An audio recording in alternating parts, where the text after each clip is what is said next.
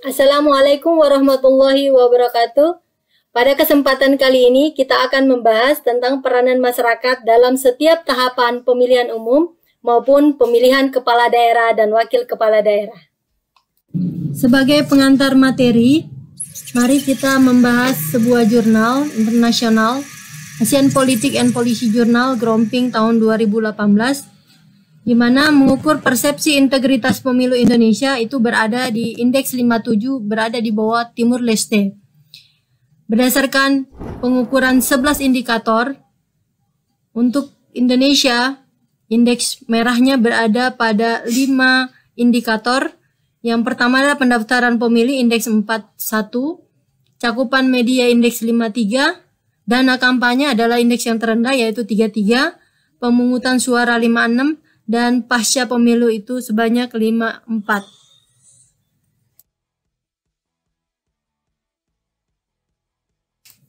Dari indeks persepsi integritas pemilu yang masih rendah tersebut, menunjukkan integritas pemilu di Indonesia belum memuaskan.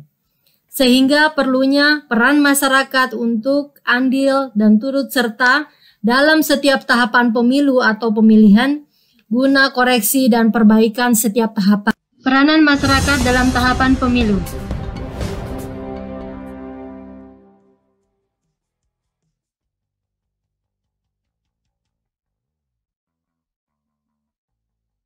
Dibutuhkan masukan masyarakat dalam perencanaan program dan anggaran agar dapat direncanakan serta dilaksanakan secara efektif dan efisien. Masyarakat diharapkan memberikan masukan dalam penyusunan peraturan KPU dan peraturan Bawaslu melalui uji publik agar linear terhadap undang-undang dan menegakkan asas langsung, umum, bebas, rahasia, serta 11 prinsip penyelenggaraan pemilu, yaitu mandiri, jujur, adil, kepastian hukum, tertib, terbuka, proporsional, profesional, akuntabel, efektif, dan efisien.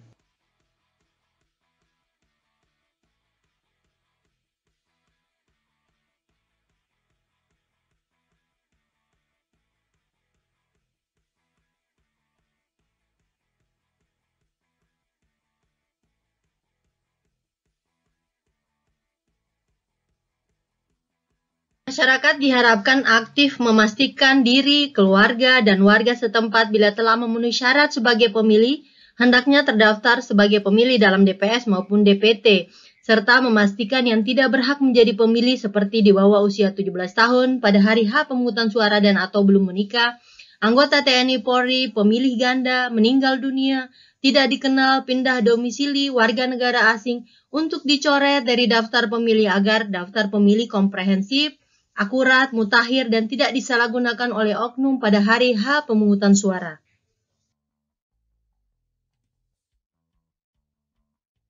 Daerah pemilihan seharusnya mendekatkan rakyat sebagai pemilik kedaulatan dengan wakilnya, sehingga pembangunan di dapil tersebut wakil rakyat dapat berkontribusi maksimal. Daerah pemilihan dengan prinsip demokrasi perwakilan dan representasi politik dari, oleh, dan untuk rakyat, mempertimbangkan jumlah penduduk, luas wilayah, geografis, dan kompleksitas masalah. Wakil rakyat harus bisa leluasa untuk berkonsultasi serta mendengarkan kebutuhan rakyat di setiap dapil tersebut.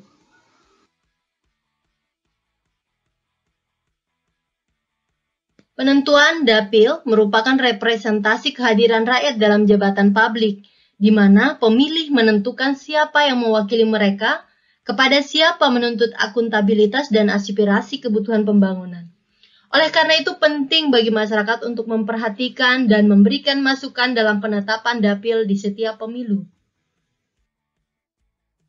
Masyarakat diharapkan memberikan masukan terhadap kredibilitas calon, termasuk syarat administrasi, misalnya keaslian ijazah, dukungan pencalonan DPD dengan syarat dukungan IKTP, apakah dukungan tersebut sesuai dengan calon yang didukung. Juga mencermati caleg mantan terpidana korupsi dan atau kejahatan terhadap anak.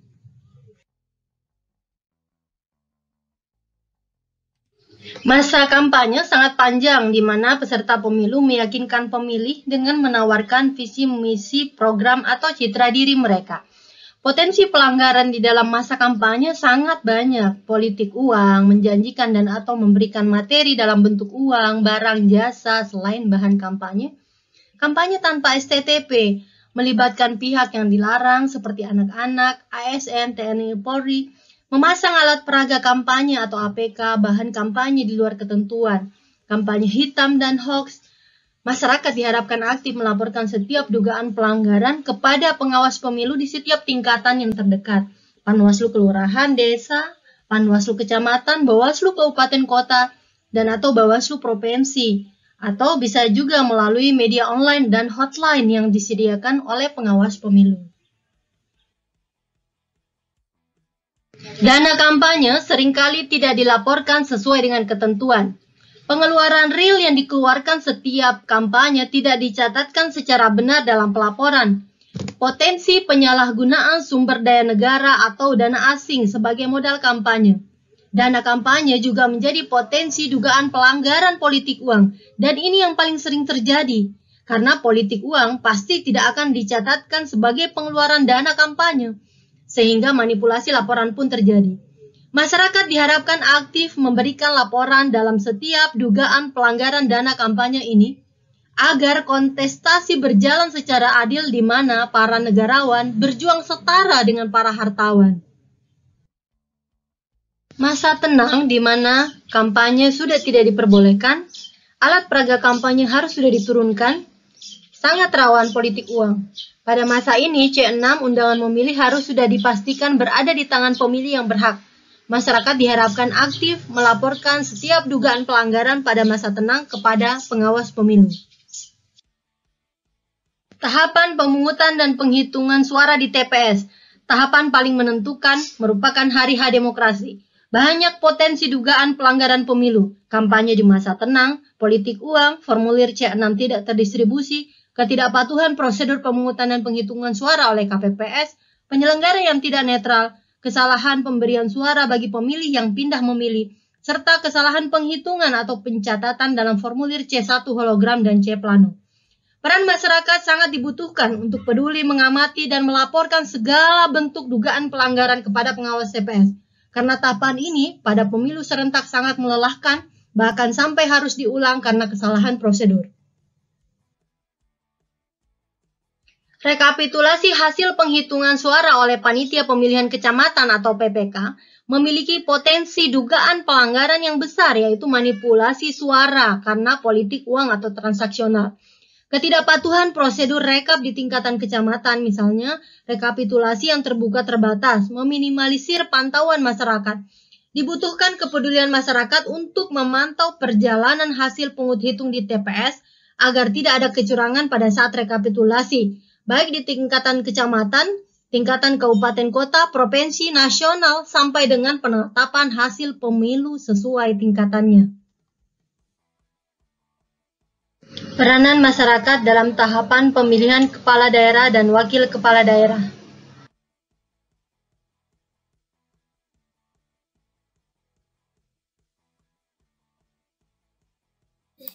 Peranan masyarakat yang diharapkan dalam setiap tahapan pemilu dan pemilihan kepala daerah dan wakil kepala daerah kurang lebih sama, karena potensi dugaan pelanggaran dalam setiap tahapan juga memiliki kesamaan prinsip, dan masyarakat mampu melaporkan segala bentuk dugaan pelanggaran kepada pengawas pemilu. Masyarakat yang memenuhi syarat sebagai penyelenggara pemilu seperti syarat usia, pendidikan, dan non-partisan diharapkan bergabung menjadi penyelenggara pemilu baik badan permanen di KPU maupun di Bawaslu sampai tingkatan kabupaten kota, serta badan ad hoc di tingkatan kecamatan sampai tingkat TPS. Pendaftaran pemantau pemilu di Bawaslu, sedangkan pendaftaran pemantau pemilihan kepala daerah dan wakil kepala daerah di KPU. Masyarakat diharapkan menjadi pemantau pemilu maupun pemilihan.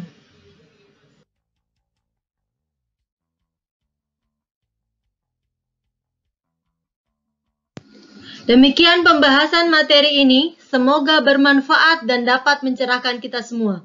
Bersama rakyat, awasi pemilu. Bersama Bawaslu, tegakkan keadilan pemilu. Wassalamualaikum warahmatullahi wabarakatuh.